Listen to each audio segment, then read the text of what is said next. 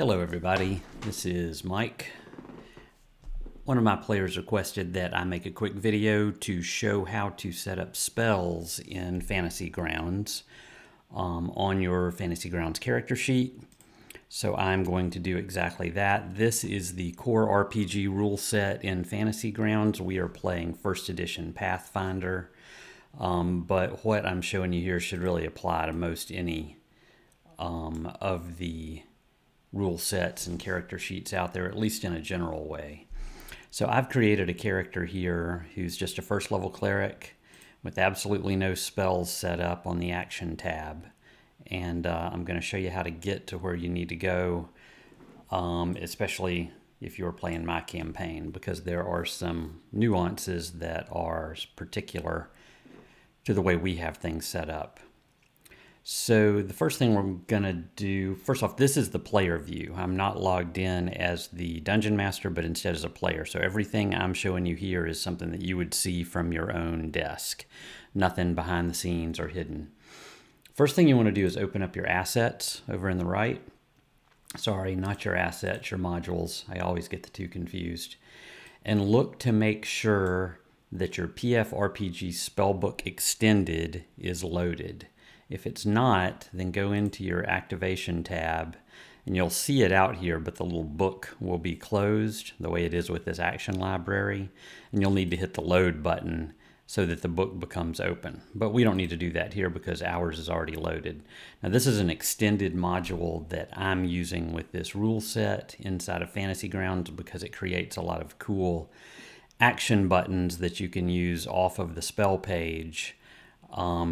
That updates the way things work in the combat tracker and tracks the duration of spells for you and effects like, invisibility and debuffs and buffs and that sort of thing. So we definitely want this spellbook extended loaded. And then if you go down here to your spells tab on the right, we're going to be in here quite a bit.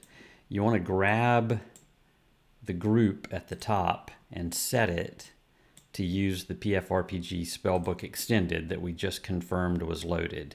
If you look in the core rules, there are spells.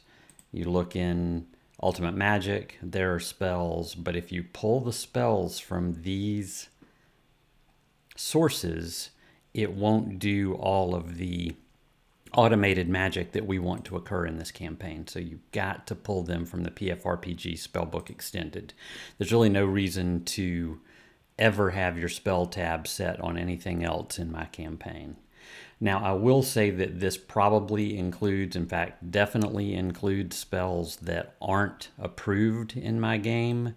So I'm going to show you how to make sure whatever spell you're selecting is actually from an approved source, but we'll get to that in just a second. So we've got our spell source worked out. We'll keep that over here to the side. Let's go over here to your character sheet now. Now off of the main tab, the very bottom tab on the right is Actions. Go ahead and make this big because you're going to want to be able to see what's going on in here.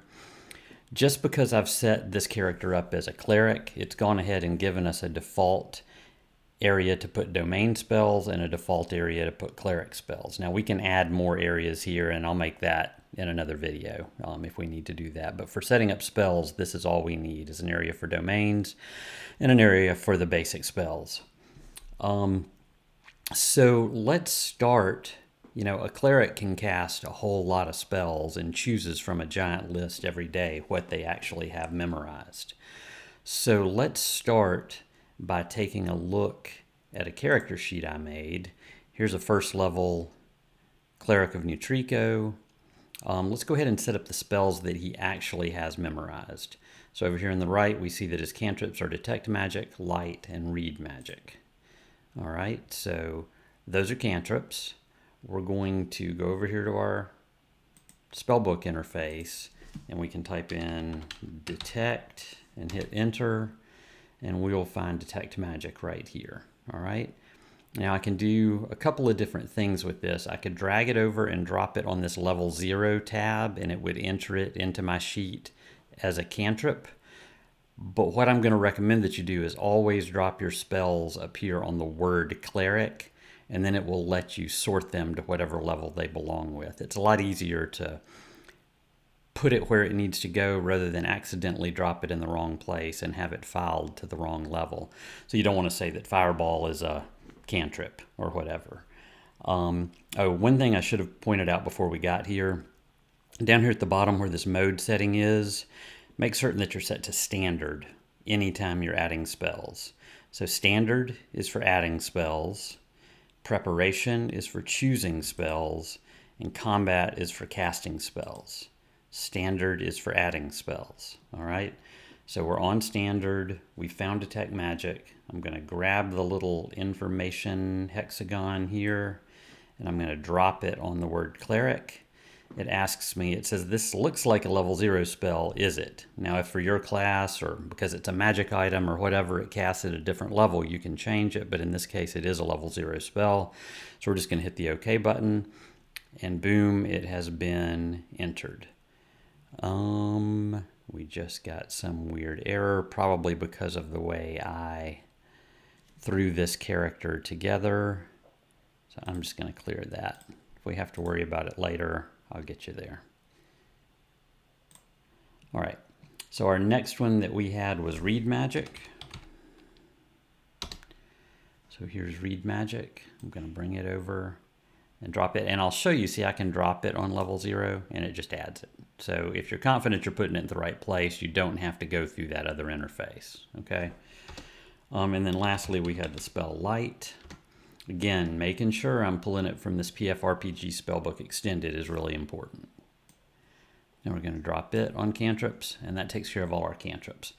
Going back to my character sheet, I see that he is carrying around Bless, Hide from Undead, and Doom. I know that Bless is his domain spell. Hide from Undead and Doom are the two regular spells that he's carrying around. Normally a cleric gets one spell at first level plus one domain spell, but because I have a decent wisdom, I get a bonus. So one domain and then two regular spells. Bless, Hide from Undead, and Doom. Let's go add those. So I go over here and I'm gonna put in Bless. As I said, Bless was my domain spell, so I'm going to drop it up here on level 1 domain spell. All right. Then we'll get Doom. Drop it on level 1. Again, I could drop it up on the cleric line, and then I just have to choose which space I want it to, and then Hide. Hide from Undead. We're going to make first level. Okay, great. Now we've set up everything that he's carrying around. And if I wanted to start the game now, I could. I would just click over to preparation mode, and we know we can cast unlimited cantrips. So all I have to do is go through and click one of these little circles, and the game is smart enough to know that when you cast it, you can keep casting it. With my domain spell, I can only prepare one, so I'll hit the little circle on it to have it prepared. And then for my level 1 spells, I could either prepare 2 Hide from Undeads or 2 Doom, or I could prepare one of each. But remember, in this game, you can't cast any spell any more times than you have it memorized. So if you want to cast 2 Dooms, you've got to hit Doom twice. I'm going to carry one of each. All right, so now I've got everything prepared, and I'm going to change the mode to combat.